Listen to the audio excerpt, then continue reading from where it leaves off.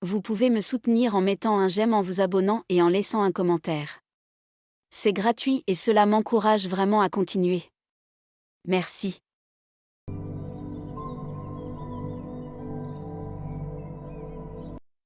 Quand vous êtes agacé et que quelqu'un vous demande de vous calmer, en général, cela ne marche pas, et même parfois c'est plutôt l'inverse. L'implication de nos pensées, de nos ressentis ou de nos émotions est telle qu'elles ont sur nous un pouvoir hypnotique. Nos émotions peuvent prendre le contrôle de nos paroles et de nos actions, comme si on rentrait dans un état d'hypnose émotionnelle et parfois nous entraîne dans un état chaotique.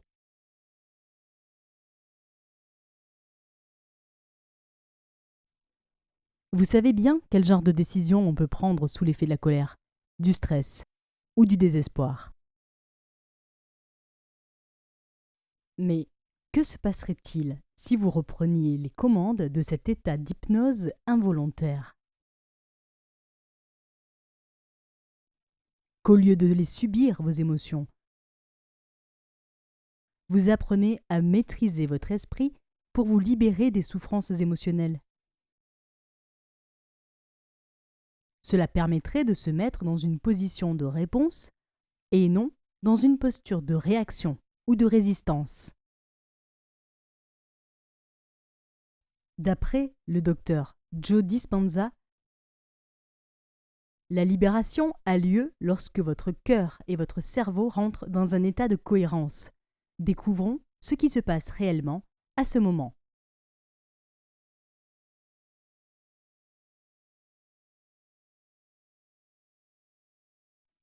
Quand votre cerveau essaie de contrôler ou de prédire tout ce qui se passera dans votre vie,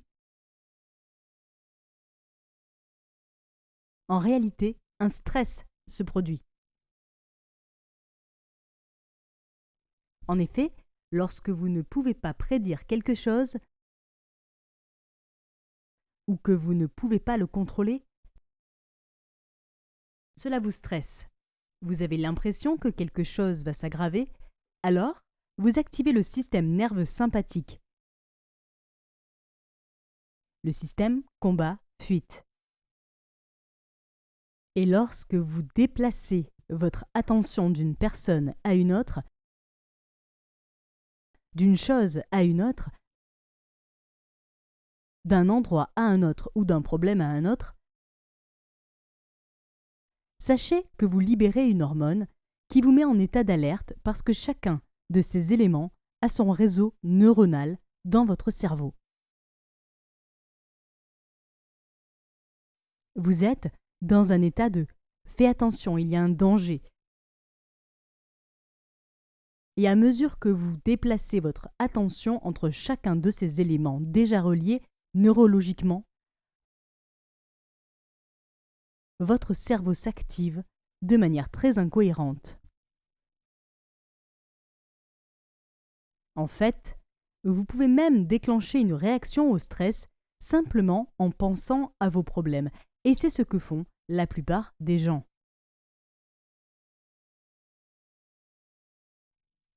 Si vous êtes coincé dans un embouteillage, le cœur se met à accélérer parce qu'il essaie d'envoyer du sang vers l'extrémité de vos doigts sous l'impulsion du système nerveux qui signale la présence d'un danger. Le cœur, en s'accélérant, augmente la pression artérielle et commence à battre de manière effrénée. Il bat de manière plus anarchique, plus incohérente. Donc lorsqu'il y a cette incohérence dans le cœur, lorsque votre fonction biologique enregistre des ondes incohérentes, ces ondes se croisent comme si elles s'annulaient mutuellement. Et lorsque cela arrive, il y a moins d'énergie disponible dans le cerveau.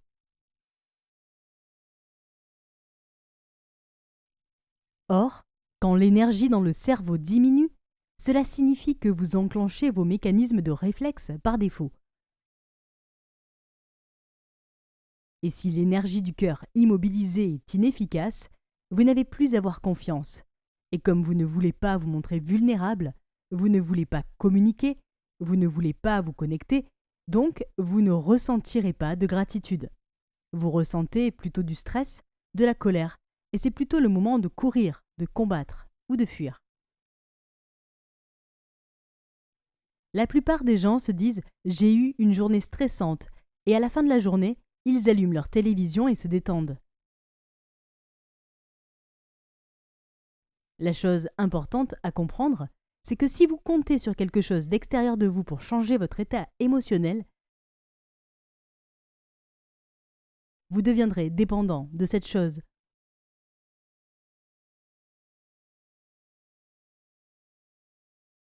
Mais est-il possible de créer plus de cohérence dans votre cerveau? La réponse est oui. Parce que lorsque vous êtes sous l'influence de la biochimie de la survie, vous réduisez votre champ de perception. Par exemple, lorsque vous entendez quelque chose bouger dans le buisson, vous vous figez et réduisez votre champ attentionnel, et cette attention sélective tend à devenir obsessionnelle. Lorsque nous sommes stressés, nous réfléchissons trop et nous interprétons tout. Ce que nous avons découvert, c'est que cela amplifie l'incohérence du cerveau et prolonge l'incohérence dans le cœur. Alors, nous nous sommes dit, d'accord, si le cerveau réduit son champ intentionnel et devient trop alerte, que se passerait-il si nous lui apprenions à faire autre chose? Si nous lui apprenions à élargir son champ intentionnel, au lieu de se concentrer sur quelque chose de matériel ou sur quelque chose de connu. Il suffirait d'ouvrir l'attention afin qu'elle ne soit focalisée sur rien de spécial, et cet acte d'élargissement de l'attention amène une personne à se détourner de ses pensées pour commencer à observer et à ressentir. C'est ce qui commence à ralentir les zones cérébrales.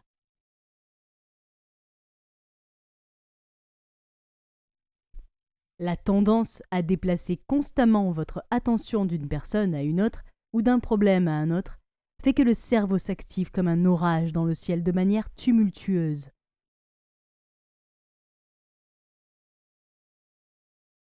Et lorsque vous commencez à ouvrir votre conscience et à prendre de la distance avec les implications émotionnelles, nous l'avons observé des milliers de fois, les connexions neurotiques activées de manière chaotique se mettent à se synchroniser, et ce qui dans le cerveau se synchronise s'harmonise. Alors le cerveau devient plus harmonieux et entre en cohérence. Donc, si vous pouvez apprendre à déposer votre attention sur votre cœur, car là où vous placez votre attention, vous placez votre énergie à réguler votre respiration, à ralentir votre souffle, même si ce n'est que pour 1 minute, vous pourrez commencer à changer votre activité cérébrale. Vous pourriez amener votre cœur à battre de façon plus régulière, de manière plus cohérente. Si vous vous dites « D'accord, je vais travailler avec le corps et je vais commencer à respirer, je vais commencer à ressentir les émotions que je veux vraiment ressentir », c'est vrai que cela prendra quelques minutes pour y arriver. Mais si vous continuez à le pratiquer encore et encore, le cœur commencerait à produire un signal très profond. Il commencera à produire un champ magnétique qui est dirigé vers l'extérieur. C'est mesurable. Et maintenant, votre cerveau sera cohérent, ce qui signifie aussi que vous serez plus aligné avec vos intentions. Votre cœur sera plus cohérent, cela veut dire que vous pourriez ressentir des émotions de votre futur désiré avant qu'ils ne se produisent. D'une certaine manière, cela agirait comme une sorte de signal Wi-Fi. Le cerveau est par essence un organe électrique. Il produit donc un champ électromagnétique autour de vous. Et le cœur aussi produit un champ magnétique qui semble attirer les choses vers vous. Et comme c'est une force magnétique, en changeant votre façon de penser, de ressentir, vous changez le signal que vous émettez. Si vous pouvez maintenir cet état pendant une période prolongée, je crois que quelque chose de magique pourrait se produire dans votre vie, quelque chose d'inhabituel, une nouvelle expérience pourrait arriver.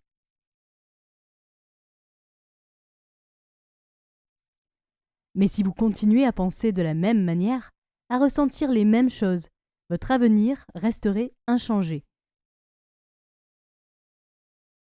Nous faisons des pratiques de 5 minutes, 10 minutes, 30 minutes des fois un peu plus, et nous voulons devenir bons en pratiquant les yeux fermés. Qu'est-ce qu'un rythme éthique du cœur ? Un rythme éthique du cœur, c'est les rapports entre les émotions positives et les émotions négatives qui déterminent notre état de bien-être. En somme, pour se sentir bien, il ne faudrait non pas éviter les sentiments pénibles, mais canaliser les émotions orageuses qui mobilisent continuellement notre attention. Vous pouvez bien sûr, des fois, être traversé par des émotions aussi bien intenses que douloureuses, mais malgré tout éprouver une impression générale de bien-être si vous savez connaître des périodes de joie et de bonheur. C'est en fait une question d'équilibre émotionnel ou d'harmonie. Pour préserver cet équilibre, il y a un point fondamental à maintenir, c'est votre hygiène mentale ou votre hygiène émotionnelle. La plupart des gens n'en prennent pas conscience. Nous baignons continuellement dans un flot émotionnel, tout comme il existe une toile de fond dans notre esprit, un murmure régulier de pensées, il y a en arrière-plan, dans notre cœur, un ruissellement constant d'émotions. Du premier instant à notre réveil aux dernières minutes à notre coucher, nous sommes immergés dans un bain émotionnel. Que nous y fassions attention ou non, ce flot d'émotions varie constamment. Mais le problème, c'est que la plupart du temps, ce n'est que lorsqu'une émotion douloureuse est intense que nous prenons vraiment conscience. Pourtant, cette émotion n'apparaît pas soudainement, qu'on pourrait le croire. Elle s'accompagne toujours de petits signes comme des intuitions, des pensées, des doutes, des préoccupations ou des incertitudes. Ces signes, s'ils étaient observés, canalisés et tempérés, permettraient d'ajuster nos comportements et de prévenir d'éventuelles submersions émotionnelles, ce qui éviterait sans doute de nombreux conflits à l'intérieur qu'à l'extérieur et limiterait les dégâts, autant sur notre santé que sur nos relations sociales. Cette difficulté à voir apparaître les premiers signes d'une émotion, peut-on l'appeler une forme de surdité émotionnelle ?